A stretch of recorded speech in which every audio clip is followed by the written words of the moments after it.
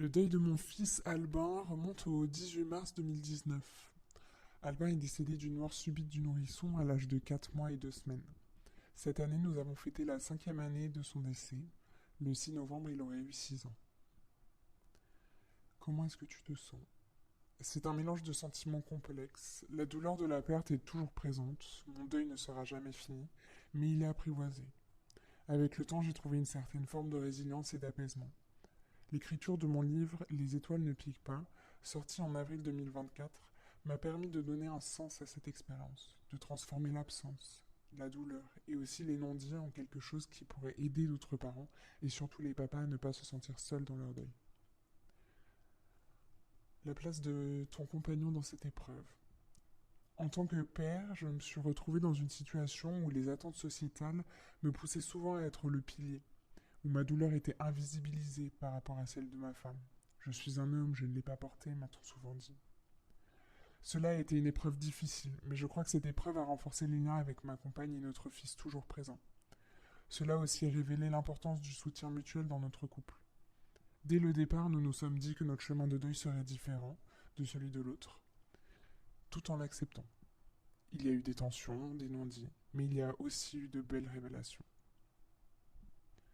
Le suivi médical a été compliqué car il y avait enquête suite à autopsie, un mauvais diagnostic où il y a une fausse suspicion de bébé secoué, audition, au final pour rien du tout, un vrai cauchemar. Un manque de prise en charge spécifique, communication mauvaise, tableau noir, pas de mise en relation avec les associations qui travaillent avec l'hôpital. Mon entourage a joué un rôle crucial dans mon cheminement. Cependant, le deuil reste encore un sujet tabou pour beaucoup et c'est pire quand il s'agit d'un enfant. Certains ne savaient pas comment réagir, d'autres évitent encore aujourd'hui le sujet. Nous avons eu des réflexions maladroites du type Vous êtes jeune, vous en referez un. Mais globalement, nos proches ont été un soutien formidable. La pression de la masculinité est aujourd'hui un obstacle à l'expression du deuil. Voici quelques extraits du livre Les étoiles ne piquent pas que j'ai écrit. Le concept de masculinité imprègne profondément la façon dont les hommes sont généralement attendus de réagir face au deuil, en particulier lorsqu'il s'agit de la perte d'un enfant.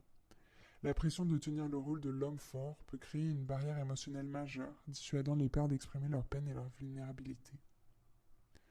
Les normes traditionnelles de masculinité mettent l'accent sur la retenue émotionnelle, la force et l'autonomie. Ces attentes peuvent influencer considérablement la façon dont les pères endeuillés traitent leur propre douleur. Le plus gros stéréotype reste le stéréotype du père comme pourvoyeur et protecteur. On s'attendait à ce que je sois le pilier de la famille, que je reprenne le travail rapidement et que je soutienne ma femme.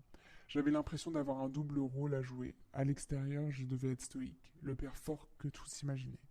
Le travail est un faux échappatoire. À peine 6 semaines après le décès d'Albin, la reprise du travail fut comme entrer dans un monde parallèle, où la routine semblait avoir repris ses droits, tandis que, pour moi, rien n'était plus comme avant. Le monde du travail aujourd'hui n'est pas en capacité de gérer le deuil périnatal vécu par ses salariés. J'ai eu des réflexions du genre bon, maintenant il faut passer à autre chose, tes problèmes n'ont pas à être ici. J'ai eu besoin de temps pour trouver un équilibre et pour m'autoriser à vivre pleinement mon deuil sans culpabilité. J'ai même changé de société et d'environnement. Comment as-tu trouvé du réconfort? J'étais déjà musicien, mais j'avais tout mis en pause depuis un moment. J'avais promis à Albin que je me lancerais dans des projets. J'ai repris la musique en suivant une formation diplômante. J'ai enregistré les bases d'un album. Je fais partie d'un nouveau groupe. L'écriture a été un exutoire. Les étoiles ne piquent pas est né de cette nécessité de donner une voix à mon expérience en tant que père.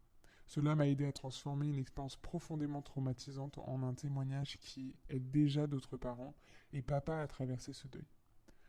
Nous avons aussi lancé le projet de notre mariage qui a eu lieu entre 2020 et 2021. J'ai également adopté le grand frère d'Albin qui était le fils que ma compagne avait eu d'un précédent mariage. Il voulait le même nom que son petit frère. Est-ce que tu connaissais le deuil périnatal avant que ça t'arrive? Avant la perte d'Albin, j'avais été confronté une fois au deuil périnatal avec le décès du petit Gaspard, le fils d'un copain avec qui je faisais de la guitare. Son décès m'avait beaucoup choqué et marqué, à l'époque j'avais à peine 25 ans. Comment sensibiliser pour que le deuil périnatal soit moins tabou? Pour briser le tabou autour du deuil périnatal, il est essentiel de partager des témoignages, comme celui que j'ai apporté à travers mon livre. La sensibilisation passe par l'éducation, l'inclusion des pairs dans les discussions et une meilleure prise en charge par les professionnels de santé. Il faut créer des espaces où les parents peuvent exprimer leurs douleurs sans jugement et où leur expérience est validée et entendue. La société doit reconnaître la profondeur de ce type de deuil et offrir des ressources adaptées à ceux qui en ont besoin. Comment réagissent les professionnels de santé? Dans mon cas, dès le départ, nous avons été très mal accompagnés. Rapidement, avec ma femme, nous avons souhaité mettre en place un suivi psy pour chacun. Pour moi, ça a été horrible. J'avais cette impression de parler à quelqu'un d'insensible qui ne prenait pas en compte ma souffrance. Au bout d'un certain temps, j'en ai eu marre d'avoir également une femme en face de moi. J'avais besoin d'un regard masculin, mais aussi d'un regard de papa que je n'ai pas trouvé. Il y avait mon médecin, mais il n'était pas ce dont j'avais besoin à ce moment.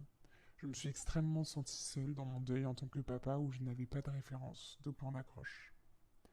Les livres pour papa n'existent pas ou ne sont pas mis en avant. Dans les associations, il n'y a que des femmes. C'est très compliqué. Est-ce qu'il y a un sentiment d'imposture face au deuil dans cette situation? Non, parce que mon deuil et ma souffrance sont légitimes, et je suis confort dans cette idée. Ensuite, la société actuelle a déjà du mal avec le deuil en général, où c'est encore tabou. Le deuil d'un enfant, c'est pire, et la place du papa. On est vraiment une pyramide inversée. On est vraiment sur un problème de société comme le handicap, les LGBT. Il faut une société plus ouverte, et moins en proie à des idées préfaites. Vieille comme le monde. Oh, je recommence cette phrase, j'ai dégluti. Il faut une société plus ouverte et moins en proie à des idées préfaites, vieilles comme le monde et pleines de préjugés. Autre anecdote sur le sujet, lors d'un salon du livre en avril, je présente mon livre, défends un projet qui, je pense, est honorable. Une dame vient me voir en étant intéressée et me sort « Il est bien votre livre, j'ai moi-même vécu ça. » Je me dis « Chouette !» Eh ben non. Elle me dit « Vous n'auriez pas la vision d'une femme? Le côté homme ne m'intéresse pas. » Et c'est assez récurrent, les témoignages de maman, il y en a à l'appel et ça attire. Papa, il y en a trop peu et il n'attire pas. Quelles sont les actions à mener, qu'elles soient préventives ou concrètes, pour impliquer les pères? De mon côté, j'ai sorti un livre, récits, témoignages, avec un axe recherché et témoignages sur les papas. Avec une collègue kinésiologue, nous avons... Oh, désolé, je recommence. Avec une collègue kinésiologue, nous allons mettre en place entre 2024 et 2025 5 ateliers pour les papas autour du deuil. Les ateliers sont en cours de finalisation, mais il faut en parler plus librement et sans filtre. La pression de masculinité est aujourd'hui un obstacle à l'expression du deuil. Le concept de masculinité imprègne profondément la façon dont les hommes sont généralement attendus de réagir face au deuil, en particulier lorsqu'il s'agit de la perte d'un enfant. La pression de tenir le rôle de l'homme fort peut créer une barrière émotionnelle majeure, dissuadant les pères d'exprimer leur peine et leur vulnérabilité.